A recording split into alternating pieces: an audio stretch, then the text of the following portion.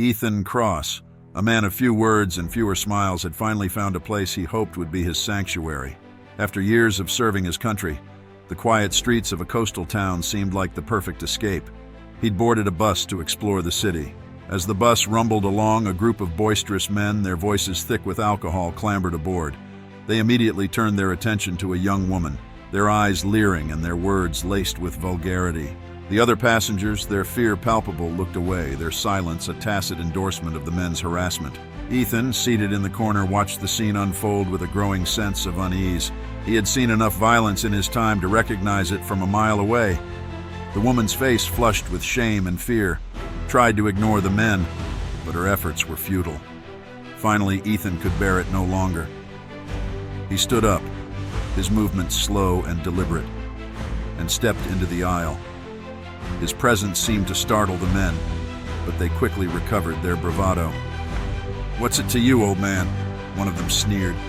Ethan's voice was calm, almost indifferent. "I said, leave them alone." The men laughed, their laughter mocking and cruel. They advanced towards Ethan, their fists clenched. Ethan remained motionless, his eyes fixed on the men. In a flash, Ethan's movements became a blur.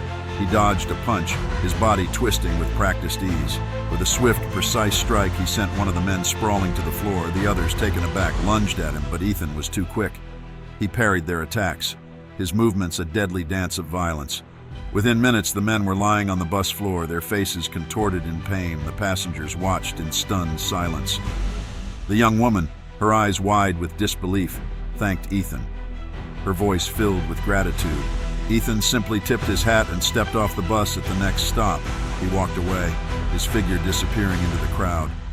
As he disappeared from sight, the passengers on the bus exchanged glances, their faces a mix of awe and fear.